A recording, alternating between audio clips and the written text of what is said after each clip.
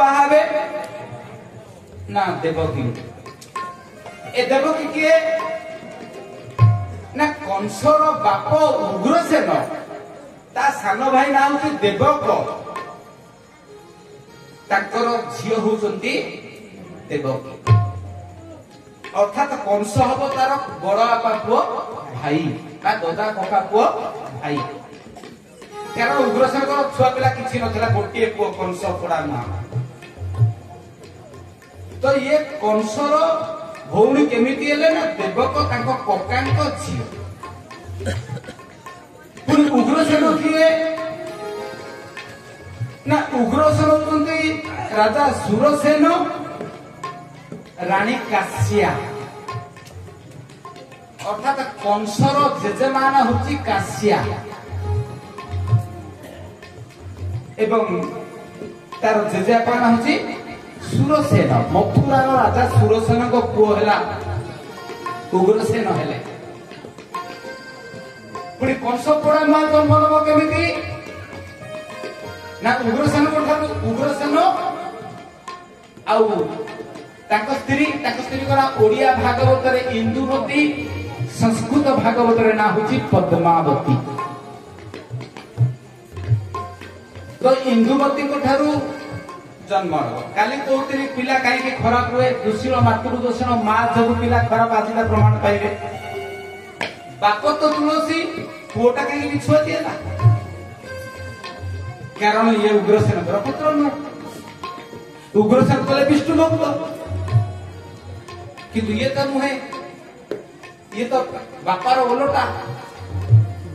तेणु कौन कले ना कहीं ओलटा हेले ना से इंदुमती बा आउ जन कौन बोले पद्मावती। जगन्नाथ दास ना इंदुमती देले किंतु संस्कृत भागवत पद्मावती। ए पद्मावती ना खराब थे इंदुमती बहुत खराब थे पछे भल है। जो झील मैंने बाप घरे बेसी समय रुहती शाशु घर को छाड़ी से पिला माने स्वेच्छाचारी हो जाते।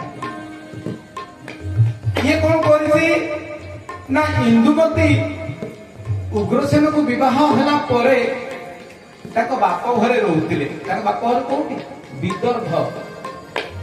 विदर्भ देशर राजा सत्यकेतु होचंती ताकर बापा। ताकर भी पुओ नाही ताकर गोटे झियो। एकु कहले घर सरिया करिया पे काहू उग्रसेन से कहले जीविनी। बाहला पर जाई ससुर घर जिंदाबाद शाशु घर जिंदाबाद सड़ा साड़ी जिंदाबाद मो बापा मां मुर्दाबाद।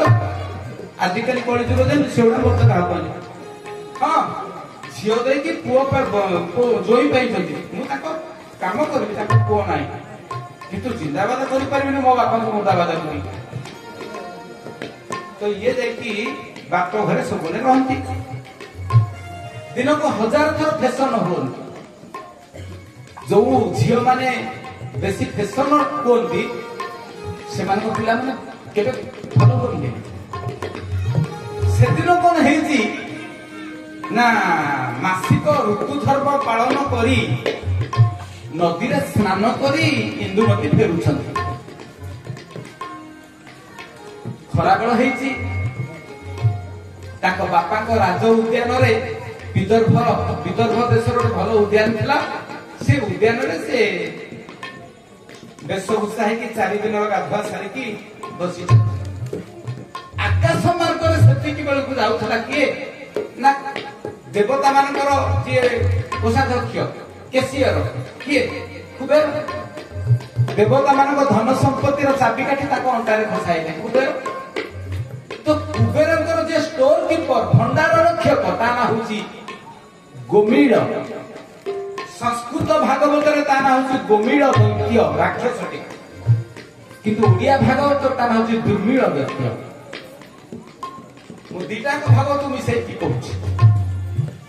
तो गोमीड़ ओरफ दुर्मीळ दैत्य सेही बाट दे जाउथला आकाश देखि देला तळ रे केडे सुंदरी झियोटे बसिछि रे की किए टिके ध्यानस्थ होला आकाश रे। हां ये तो सत्यकेतुंकर झियो ये तो उग्रसेन को भारी जा ना एटा भार्या नुहे एटा स्त्री। কেন ଭାର୍ଯ୍ୟା ଖାଲି କହିଥିଲି 6ଟା ଗୁଣ ଥିଲେ ଭାର୍ଯ୍ୟା, ଏଟା ଭାର୍ଯ୍ୟାର ଜୀବନ। 1000 ଥର ଫେସନ ହଉଛି ସ୍ୱାମୀକୁ ଛାଡି, ଶାଶୁ ଶ୍ୱଶୁରଙ୍କ ସେବା ଛାଡି ନା ଉଗ୍ରସେନଙ୍କ ବେଶ ଧରିଲେ। ଉଗ୍ରସେନଙ୍କ ବେଶ ଧରି ଆକାଶରୁ ଓହ୍ଲାଇଲେ। ଆଉ ସେ ଜାଣିଛନ୍ତି ଆମ ଏ ଦି ପିଲା ଯେମିତି ଭଲ ବାଜା ବଜାନ୍ତି, ଉଗ୍ରସେନ ଭଲ ବାଜା ବଜାନ୍ତି। ତବଲା ନାଇଁ, ବଇଁଶୀ ବଜାନ୍ତି। ଉଗ୍ରସେନଙ୍କ ରୂପ ଧରି ଗୋଟେ ଗଛ ମୂଳେ ବଇଁଶୀ ବଜେଇଲେ। ସେ ବଂଶୀର ସ୍ୱର ଶୁଣିକି ଇନ୍ଦୁମତୀ ତାଙ୍କ ପାଖକୁ ଆସିଲେ। ଆରେ ତୁମେ ମତେ ନ ଜଣେଇକି ଆସିଲ, ଶ୍ୱଶୁର ଘରକୁ ଚୋରି ଆସୁଛି, ନୋଟିସ ଦେଇକି ଆସିବା କଥା। ଖୁସି ହେଇଗଲା ଏବଂ ଏଙ୍କର ଉଦ୍ଦେଶ୍ୟ ବହୁତ ଖରାପ ଥିଲା। ଦୁର୍ବିଳଙ୍କର ବା ଗୋବିଳଙ୍କର ସେ ସେଇଠି ଖରା ବେଳେ ନିଷିଦ୍ଧ କାର୍ଯ୍ୟରେ ସ୍ତ୍ରୀ ସହିତ ଲିପ୍ତ ହେଲେ। ଖରାବେଳେ ଦିନରେ କୌଣସି କାର୍ଯ୍ୟ କରାଯାଏ, ପୁଣି ଚତୁର୍ଥୀ ଦିନ ଗର୍ଭ ରହିଲା। ଯେତେବେଳେ ସେ କାର୍ଯ୍ୟ ଚାଲିଥାଏ, ହଠାତ୍ ତାର କାର୍ଯ୍ୟକଳପ ଦେଖି ଇନ୍ଦୁମତୀଙ୍କ ମନରେ ଗୋଟେ ସନ୍ଦେହ, ମୋ ସ୍ୱାମୀ ଖରାବେଳେ, ମୁଁ କାମୀ ନାରୀ। ଭାଗବତ 7ମ ସ୍କନ୍ଧରେ ବୃଦ୍ରାସୁର ମା ମାନେ ଆଗରୁ କାମୀ ନଥିଲେ, ତାଙ୍କ ନାଁ କାମିନୀ କାହିଁକି ହେଲା ନା 7ମ ସ୍କନ୍ଧ ପରଠୁ ତାଙ୍କ ନାଁ କାମିନୀ ହେଲା। କାହିଁକି ନା ବୃଦ୍ରାସୁର ପ୍ରସଙ୍ଗରେ ବୃଦ୍ରାସୁରକୁ ମାରିଲା ପରେ ବ୍ରହ୍ମହତ୍ୟା ପାତକରେ ଇନ୍ଦ୍ର ଭାଗି ହେଲେ ଏବଂ ଇନ୍ଦ୍ରଙ୍କର ବ୍ରହ୍ମହତ୍ୟା ପାତକକୁ 4 ଭାଗେ ଗଛ, ନାରୀ, ମାଟି, ପାଣି ବାଣ୍ଟି ଦେଲେ ବ୍ରହ୍ମା। ଗୋଟେ ଭାଗ, ମୁଁ ସେ କଥା ଆର୍ଥର ଆସିଲେ କହିବି, ବୃଦ୍ରାସୁର ପ୍ରସଙ୍ଗ। ଗୋଟେ ଭାଗ ବ୍ରହ୍ମହତ୍ୟା ପାତକ ନେଇକି ମା ମାନଙ୍କ ଭିତରେ ରଖିଲେ। ମା ମାନଙ୍କ ଭିତରେ କାମନା ଶୀଘ୍ରଠୁ ବଢିଲା। ସେଥିପାଇଁ ଜଗନ୍ନାଥ ଦାସ କହିଲେ, ସ୍ୱଭାବେ ନାରୀ ଅତି କାମୀ, ଇଚ୍ଛନ୍ତି ନବ ସ୍ୱାମୀ। ଗୋବିନ୍ଦ ଗୋବିନ୍ଦ ଗୋବିନ୍ଦ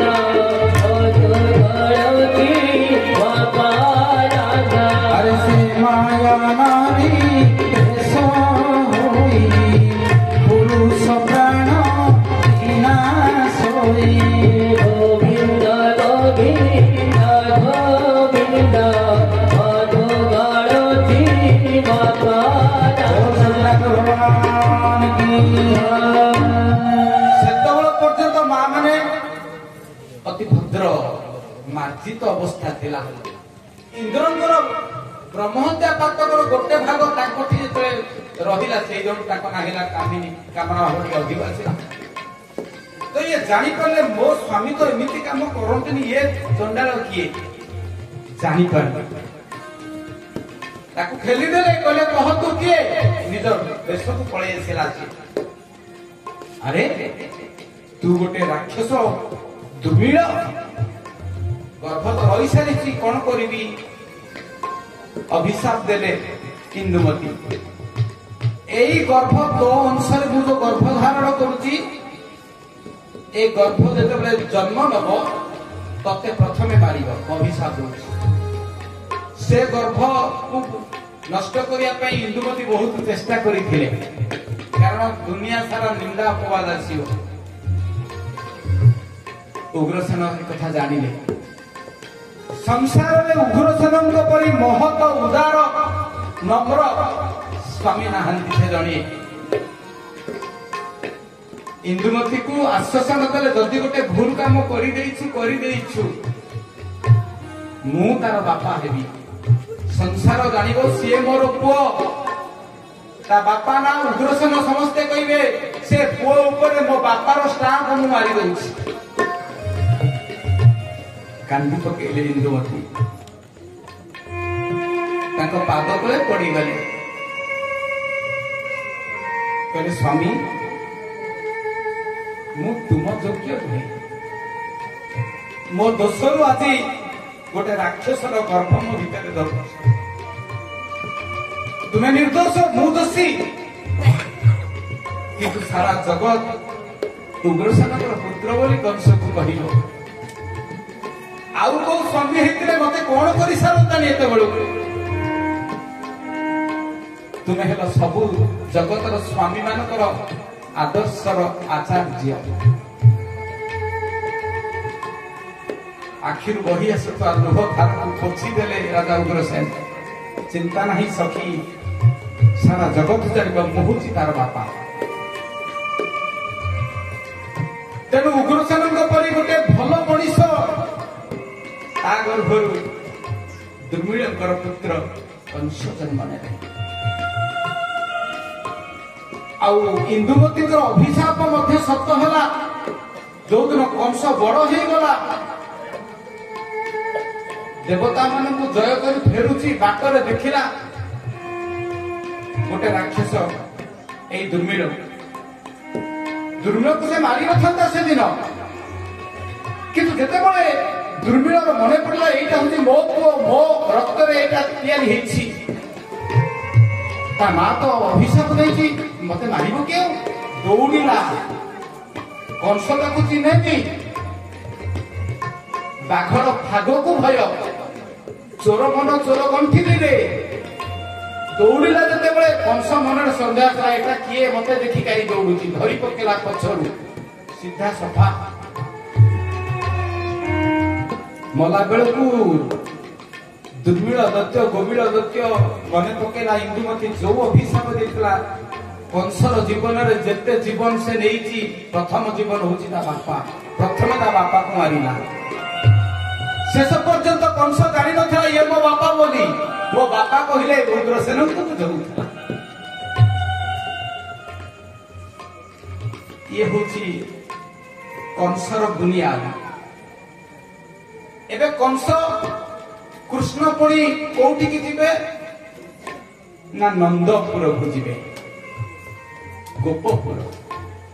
गोपपुर राजा को ना कौन नंद।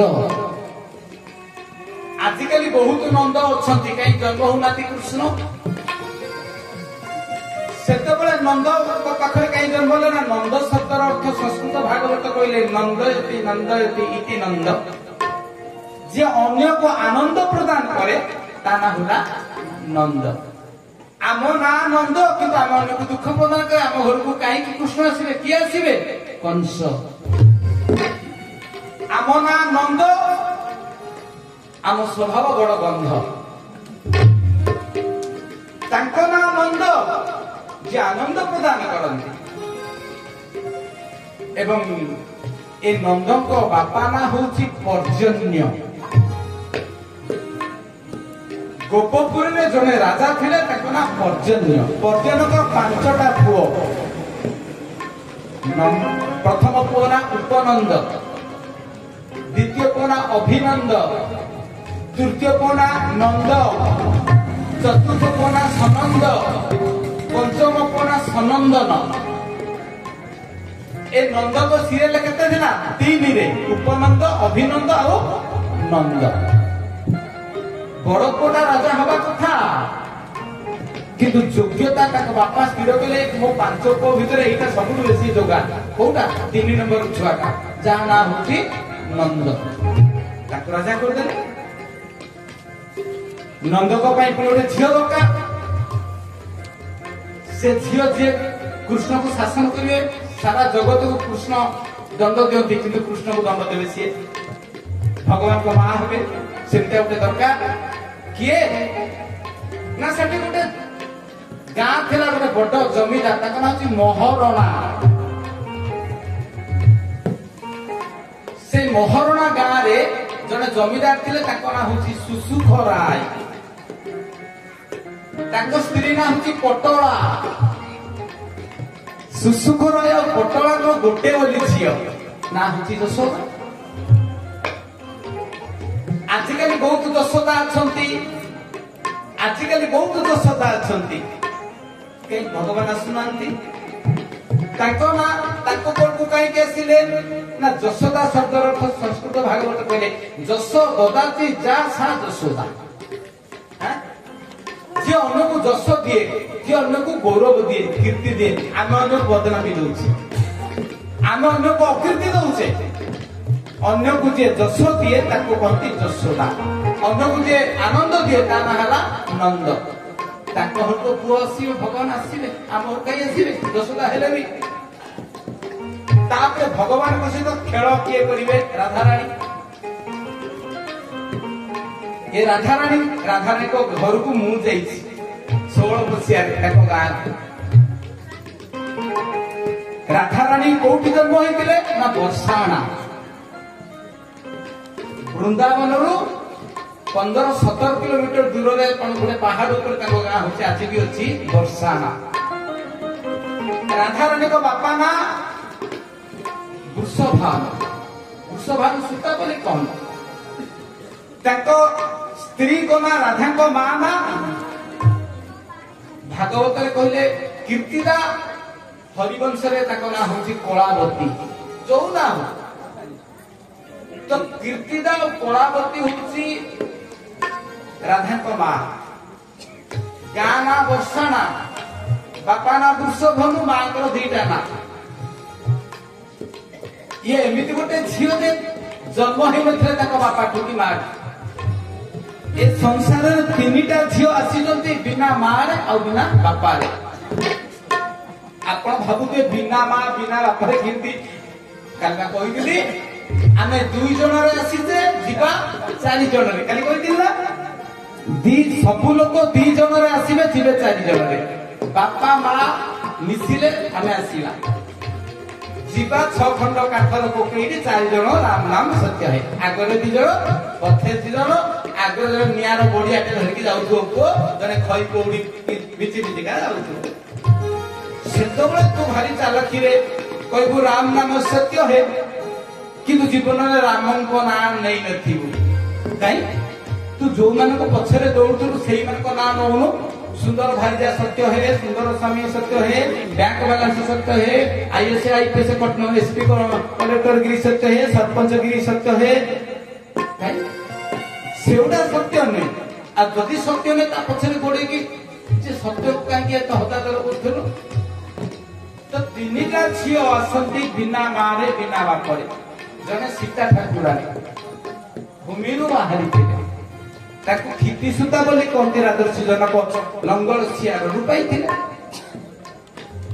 आउ जने माँ द्रौपदी यज्ञकुंड बाहर बोले ना जाज्ञ सेनी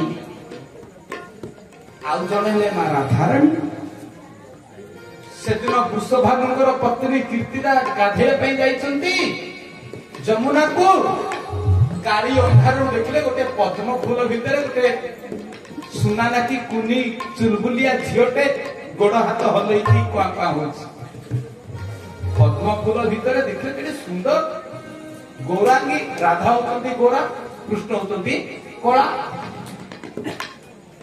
एवं पद्म फूल नहीं से माँ बापा के जना ना